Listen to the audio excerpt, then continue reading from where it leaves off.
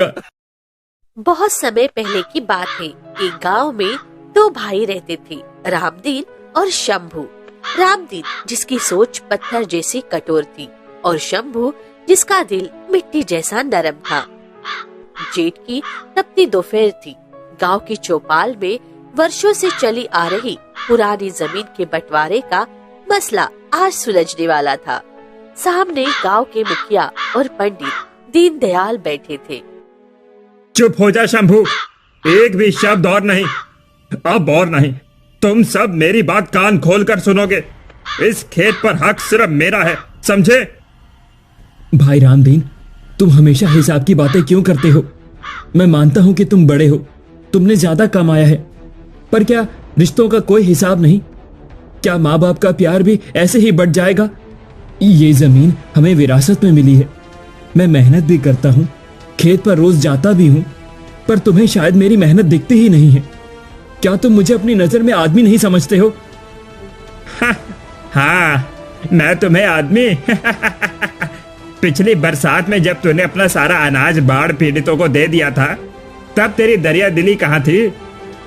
तुम जहाँ 4 पैसे कमाओगे वहाँ 4 लोगों को दान करके, यही तेरी सबसे बड़ी मूर्खता है, जिसे मैं अब और बर्दाश्त नहीं कर सकता। मेरी बात कान खोलकर सुन। तेरी ये नादानी, तेरी ये कमजोरी मेरी पत्थर की सोच पर भारी नहीं पड़ सकती। मुझे अपने परिवार को भी बचाना है। रामदीन, शांत हो जाओ। ये चौपाल है, झगड़े का अखाड़ा नहीं। जमीन का बंटवारा तो होगा, लेकिन नियम से होगा। नियम मैंने बनाया है, मैंने खून पसीना बहाया है। पंडित जी, आप चुप रहें। आप सिर्फ धर्म की बातें जानते हैं, व्यापार की कठोरता को नहीं। मालिक, बहुत हो गया। शंभू छोटा है, उस पर रहम कीजिए। मैंने कहा चुप रहो। तुम्हारी हिम्मत कैसे हुई बीच में बोलने की? तुम मेरे नौकर हो, सिर्फ नौकर। मैं जो कह रहा हूँ वही सही है। रामदीन के शब्दों ने शंभू को जैसे भीतर तक जला दिया। उसने अपने भाई की ओर देखा।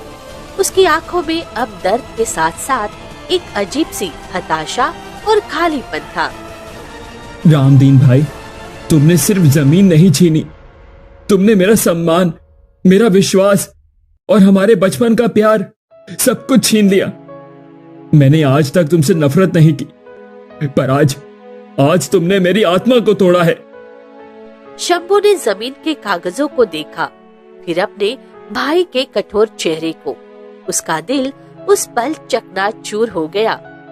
रामदीन, याद रखना, पत्थर कभी कभी टूट जाता है, पर जिस दिन मिट्टी टूटती है ना, वो पत्थर को भी कभी साफ नहीं कर पाती। मैं जा रहा हूं, तुम आज से मेरे लिए मर चुके हो। शंभू चौपाल से भागा। शाम ढल चुकी थी। गांव के किनारे बरगद के नीचे मोहन बांसुरी वाला बैठा था।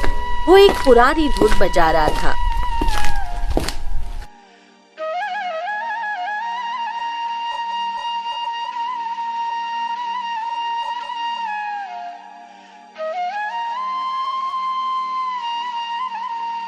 बांसुरी की धुन शंभू के दर्द को और गहरा कर गई थी।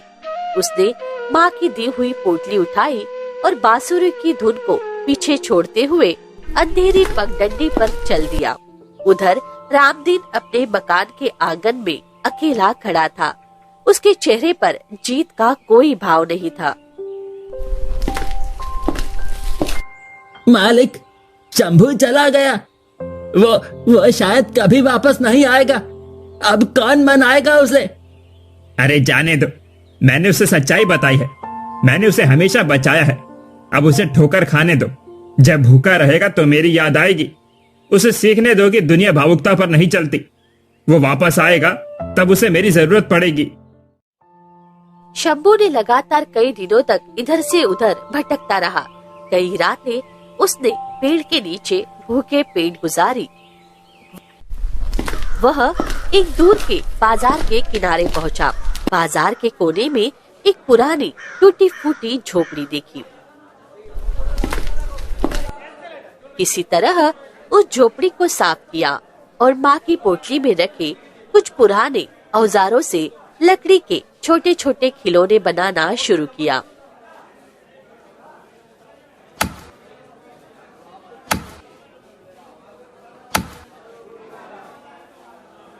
शंभू का हुनर और उसका मिट्टी जैसा विनम्र व्यवहार ग्राहकों को खींचता था। वो कभी किसी से ज्यादा पैसे नहीं लेता था। पास में ही शालिनी अपनी छोटी सी चाय की दुकान चलाती थी। वो अक्सर शंभू को अकेला देखती थी। ये लीजिए। अरे आप इतनी मेहनत करते हो, सिर झुकाए काम में लगे हो, लो पकड़ो, थोड़ी सी चाय है, पी लीजिए।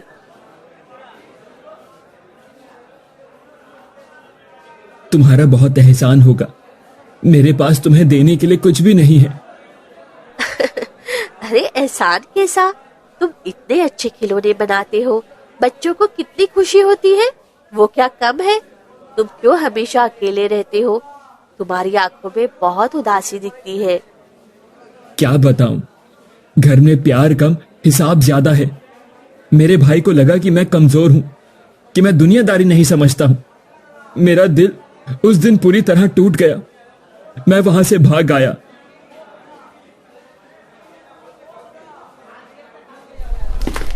शालिनी ने शंभू को सहारा दिया। शंभू के अकेलेपन और उसके सीधेपन ने शालिनी को प्रभावित किया। कुछ महीनों बाद शंभू ने शालिनी से विवाह कर लिया। दोनों खुशी से रहने लगे, लेकिन कमाई इतनी कम थी कि गरीबी हमेशा उनके दरवाजे पर खड़ी रहती थी। सुनो जी, इस महीने हमें कर्ज चुकाना होगा। बाजार का सेठ बाबूलाल रोज ताने मारता है। मैं जानता हूं शालिनी, मैं रात दिन काम कर रहा हूं, पर यह बाजार मेरे स्वभाव को स्वीकार नहीं कर पा रहा। शायद रामदीन सही कहता है, शायद मैं सच में कमजोर हूं। शंभू उसी उदासी में अगले दिन बाजार में बैठा था। अचानक उसे बाजार के शोर में एक जानी पहचानी और दिल को छू लेने वाली धुन सुनाई दी।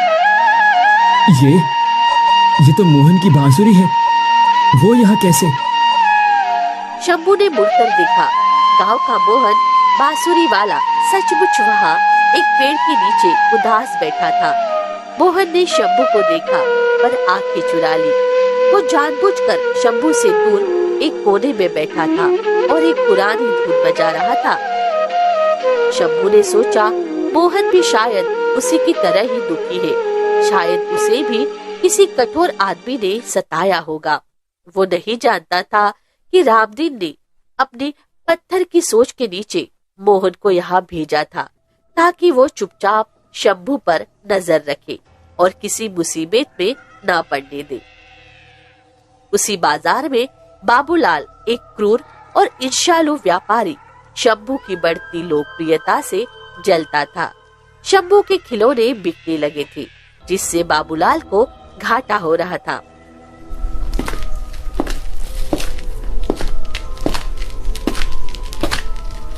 अरे ओ नया कारीगर, तुम्हें नहीं पता ये जगह मेरी है? चुपचाप अपना सामान यहाँ से हटा लो, वरना। सेठ जी, मैं तो बस।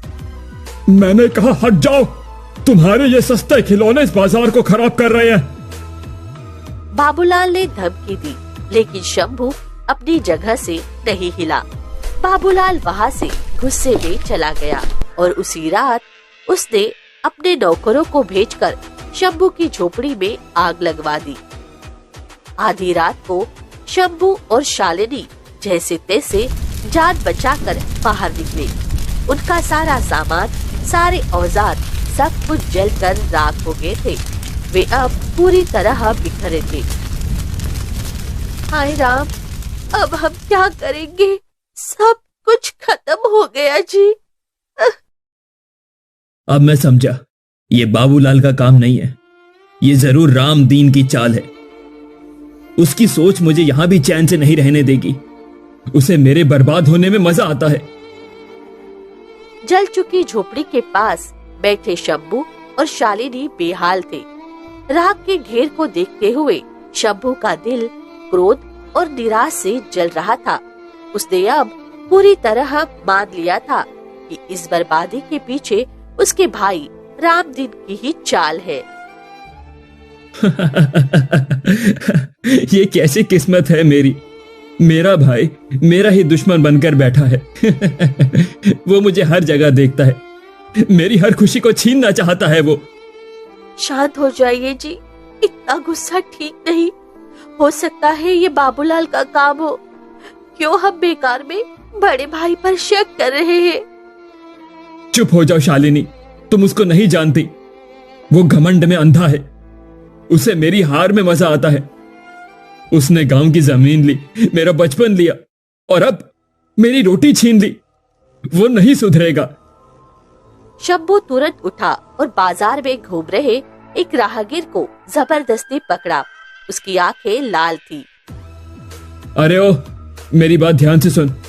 मैं तुम्हें एक जरूरी काम के लिए गांव भेज रहा हूं। रामदीन को मेरा संदेश दे देना।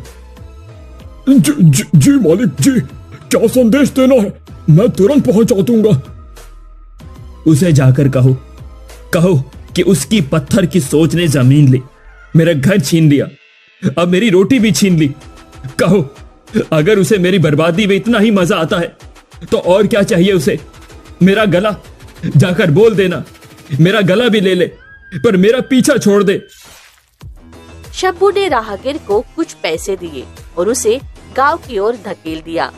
शंभू अब पूरी तरह से हताश हो चुका था।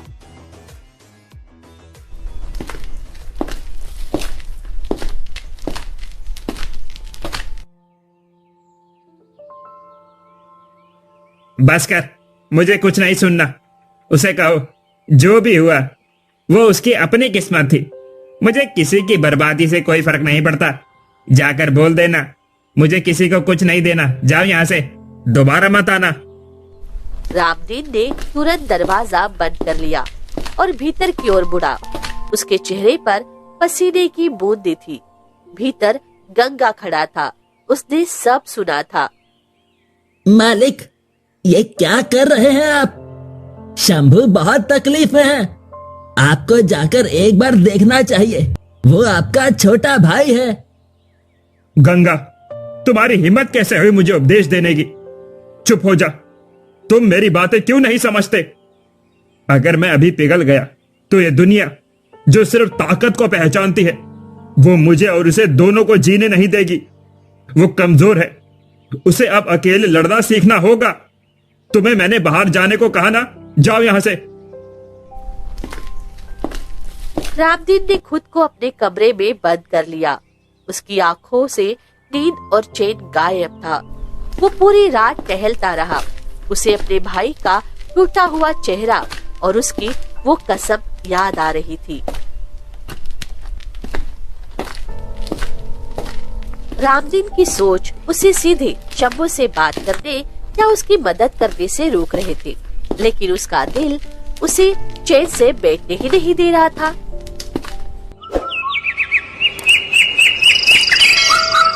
उसने अगली सुबह चुपचाप गंगा को बुलाया। गंगा, एक आदमी को तुरंत बाजार भेजो। पता करो शंभू कहाँ है और देखो कोई उसकी मदद कर रहा है या नहीं। मेरी तरफ से एक पैसा भी नहीं दिखना चाहिए। ये काम गुप्त रहे।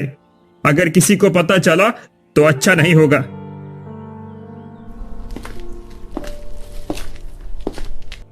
झोपड़ी जलने और रामदीन का कड़वा संदेश मिलने के बाद शंभू पूरी तरह टूट चुका था। वह और शालिनी बाजार में किसी तरह दिन गुजार रहे थे, जब एक दिन गांव के अनुभवी और शांत स्वभाव के व्यक्ति पंडित दीनदयाल किसी काम से उसी बाजार से गुजरे। शंभू ने उन्हें देखा और दौड़कर उनके पैर पकड़ लिए।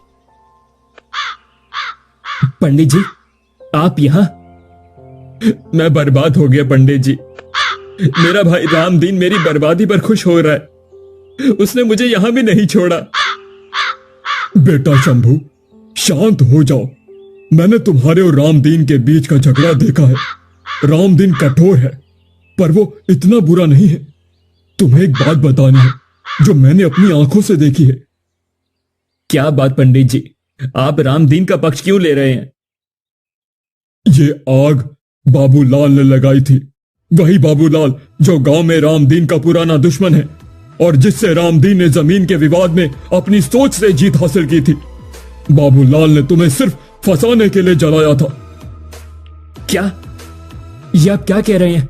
मैं तो और सुनो शंभू, जब तुम्हारी झोपड़ी जली थी तो रामदीन ने अगले ही दिन गंगा के जरिए आदमी भेजकर तुम्हारे लिए नई औजार और रहने का इंतजाम करवा दिया था, सब चुपचाप से। वो नहीं चाहता था कि तुम्हें पता चले, क्योंकि उसे डर था कि तुम उसे कमजोर समझोगे। शंभू पर जैसे पहाड़ टूट पड़ा। उसका सारा गुस्सा, सारा घमंड कि वही सही था, एक पल में गहरे पश्चाताप में बदल गया। उसकी आंखों में अब अपने भाई के लिए दर्द और अनकहा प्यार उमड़ आया। तभी उसने बाजार के कोने में गंगा को देखा।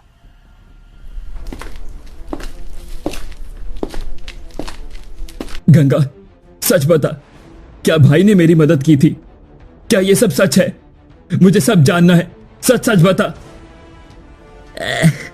हाँ शंभू, मालिक नहीं की थी। वो बहुत दुखी है, लेकिन क्या हुआ उन्हें? साफ साफ बता। तुम रो क्यों रहे हो? मालिक बहुत बीमार है शंभू, बहुत बुरी तरह। उन्हें एक भयानक रोग हो गया है। उन्होंने किसी को नहीं बताया। वो बस यही कहते रहे, गंगा, ये बीमारी किसी को मत बताना। वो कई महीनों से दर्द में है। गंगा ने अपनी पोटली खोली और रामदीन का एक फटा हुआ कुर्ता शंभू को दिखाया। कुर्ते पर सूखे खून के धब्बे थे। ये देखिए, वो अकेले रात को रोते थे। वो बस यही कहते थे, मेरा सारा कमाया धन मेरे भाई के लिए होना चाहिए। उन्होंने अपनी पूरी कमाई तुम्हारी झोपड़ी ठीक करने में लगा दी। शंभू वहीं जमीन पर बैठ गया।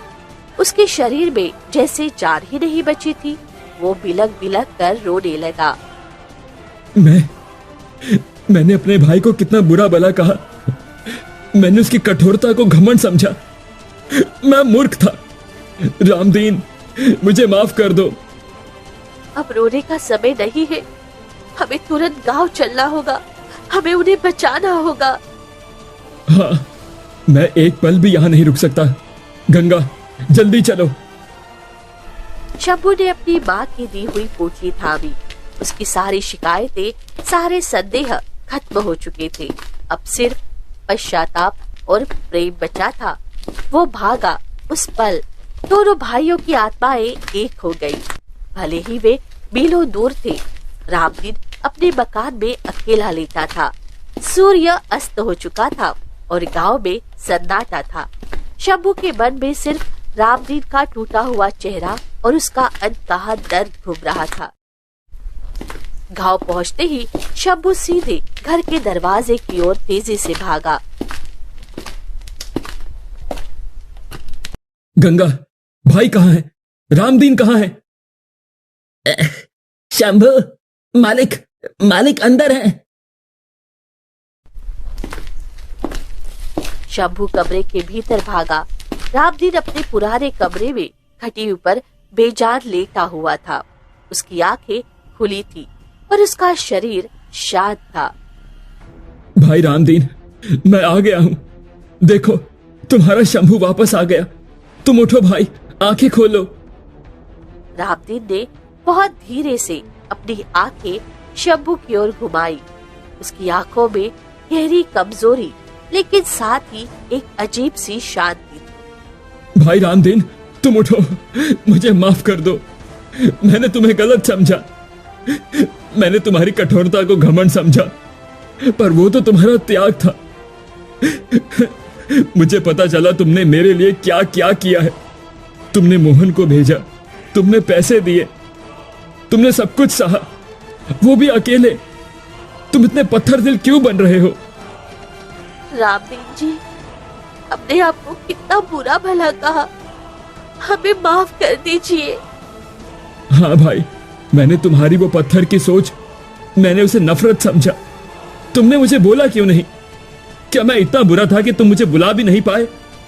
एक बार बोल दो कि तुम मुझसे नाराज नहीं हो। बोलो। रामदीन ने अपनी अंतिम शक्ति लगाई।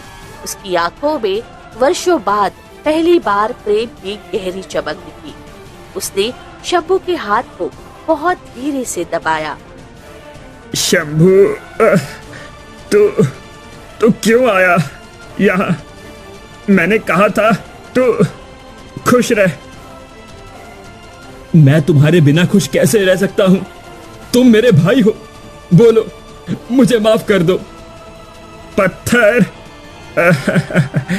बस इसीलिए बना ताकि तू मेरी तरह दर्द ना पाए, तू मिट्टी सा खुश रह सके। रामदीन का हाथ शंभू के हाथ में ढीला पड़ गया। उसकी आंखें खुली थी और उसकी आत्मा शांत हो गई थी। उसके चेहरे पर अब कोई कठोरता नहीं थी, सिर्फ गहरी शांति थी। शंभू एक भयानक चीख के साथ अपने भाई के सीने पर गिर पड़ा। नहीं भाई, तुम मुझे धोखा नहीं दे सकते। तुमने मेरी खुशी के लिए खुद को पत्थर बना दिया। अब मुझे कौन डांटेगा? मैं किससे झगड़ा करूंगा? शांत हो जाइए जी, शांत हो जाइए। उनका दर्द अब खत्म हो गया है। शंभू ने रोते हुए महसूस किया कि रामदीन की सोच उसका सबसे बड़ा बलिदान था। गांव के किनारे तभी मोहन बांसुरी वाला धुन बजाए।